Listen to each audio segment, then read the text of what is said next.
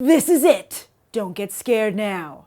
You're watching Beyond the Trailers review of Batman v Superman, Dawn of Something. You're gonna go to war. That son of a bitch brought the war to us. You know you can't win this. It's suicide. The greatest gladiator match in the history of the world. Son of Krypton versus Bat of Gotham. You're psychotic. That is a 3-syllable word for any thought too big for little minds. But the truth is, everybody's terrified. And I do mean everybody. Forget Batman v Superman. The real fight brewing here is between Warner Brothers and Marvel. And Warner Brothers is terrified it will be over before it even begins. Not to mention the 180 fans did on this movie, the worst I've ever seen, when Doomsday was revealed in the second trailer. And while some fans remained loyal, they too are terrified that the naysayers are right. It'll either be a great time to be a DC fan or the worst time to be a DC fan. Hey, you don't have to go to the comic book store. You can always buy them digitally.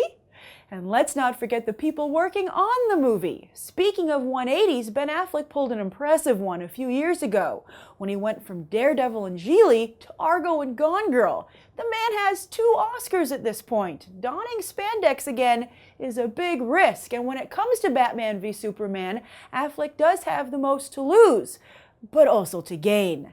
Yes, rumor has it Affleck is poised to become the Robert Downey Jr. of the DCEU, assuming this isn't all a huge embarrassment. And on that note, how much more embarrassment can Henry Cavill take? Man of Steel had a very mixed reception, but at least it did okay at the box office, which is more than can be said for the man from U.N.C.L.E. Cavill desperately needs a decisive win. And don't forget about Zack Snyder, who's also seeking redemption, like Affleck, like Cavill. And while he has Warner Brothers' blessing to run what's being called the Snyderverse, he'd sure like to have the fans' blessing as well. As for Jesse Eisenberg, though, he's pretty much f***ed. But Gal Gadot is actually the opposite, which is a refreshing change of pace considering all the Black Widow and Ghostbusters jokes of late. Yes, while fans at first weren't happy about the casting of someone with such a slight build as an Amazon warrior, they seem to have really come around and are rooting for Gadot, not just in Batman v Superman, but in her fast-approaching solo film. Ah, hotness! The greatest superpower of them all. Perhaps she'll be the Chris Evans of this franchise, even beyond the similar soldier-out-of-time storyline that's been given to her. But one thing that DC is doing differently than Marvel and Sony with The Amazing Spider-Man 2 is that Batman v Superman is being released pretty much day and date across the globe. Is that to do right by the fans, making nobody wait and protecting us all from spoilers? Or to keep word of mouth from torpedoing the opening weekend box office? Okay, first things first. I love this movie. And I owe Jesse Eisenberg an apology because he's fabulous. Now, with all due respect to Batman, Superman, and Wonder Woman, my hero is Dolby, who invited me as their guest to the New York City premiere on Sunday night at Radio City Music Hall, where they outfitted that classic, iconic performance space with their state-of-the-art movie technology, Dolby Vision and Dolby Atmos. And it was an amazing experience, which I'll describe in detail in my spoiler review. But here, let me just tell you that Warner Brothers themselves will only show this movie in advance to press or anyone in this technology. So at one point, because I know you're going to see this movie multiple times, you really need to experience it in Dolby. And their technology is in many theaters across the country, but if you want the combo, Dolby Vision and Dolby Atmos, I have a link below in the video description to the theaters in the country where that's currently available. And again, I will discuss it in my spoiler review because it really did heighten the experience. It's such a masterfully crafted film. You want to see and hear it. But I'm getting ahead of myself.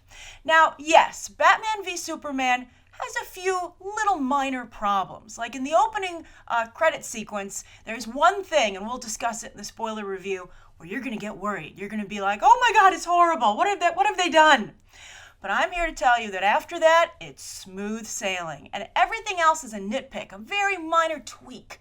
And I know I get accused of nitpicking sometimes, but to me, this is nitpicking. So that's how minor these little problems are.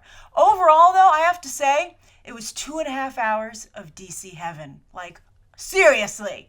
But interestingly, I spoke to some people who've seen the film who are not at all into DC, and they found the film inaccessible. I don't want to give any spoilers away, but we will also be discussing that in my spoiler review. Now, I have my notes here. I'm so nervous. I want to make sure I get this just right and convey how amazing and special this movie is. Now, there's a lot of talk these days about R-rated superhero movies, thanks to Deadpool and its fabulous success.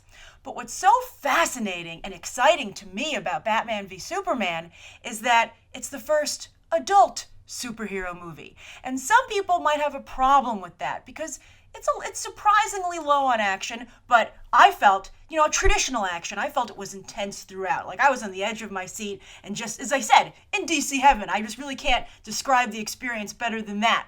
But I think some people will say this is a silly way to depict superheroes. They aren't worthy of the adult movie treatment, which I think is ridiculous, but that will, I think, divide some people on this movie. I also wonder how this movie will play with kids, because again, it's very adult oriented, but in an awesome, amazing way for the rest of us. For instance, imagine the bold, crisp visuals of Ex Machina, Bond-esque Bruce Wayne sequences, and a thrilling plot that, again, as I said, has you on the edge of your seat. There is a scene with Holly Hunter, which I will never forget. It is absolutely terrifying and so well executed and so well done, and it has like no visual effects in it, or hardly any, and it's I will never forget it. I think it's one of the most iconic sequences of this movie. And Holly Hunter sells it with her acting. Who would ever think we would say that about a Zack Snyder movie? But that's totally what happens. I was just so unbelievably amazed. And I think you'll also be surprised at this movie overall. I mean, they might have hidden them very well, the visual effects, but at first glance, it doesn't seem like a very visually effects heavy movie, which is weird because that's how it's been presented in the trailers, but that has been misleading. This is a very organic film. And by letting it breathe and seem low-tech, you're given the time to marvel at these gods emerging amongst humans, which is so cool. But at the same time, the movie is incredibly grounded and very clever so that those gods seem very human.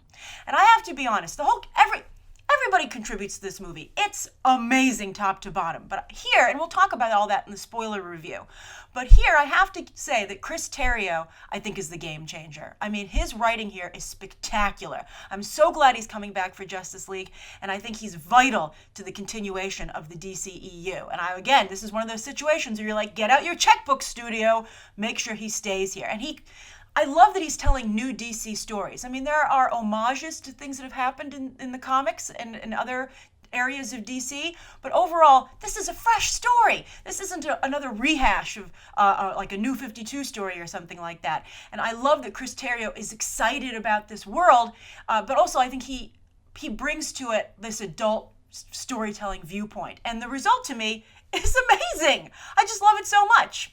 I also think, though, we have to give huge props to Zack Snyder, who has matured shockingly as a filmmaker. His ability to execute what Chris Terrio has written, add flourish to it, but also keep himself in check is stunning to behold.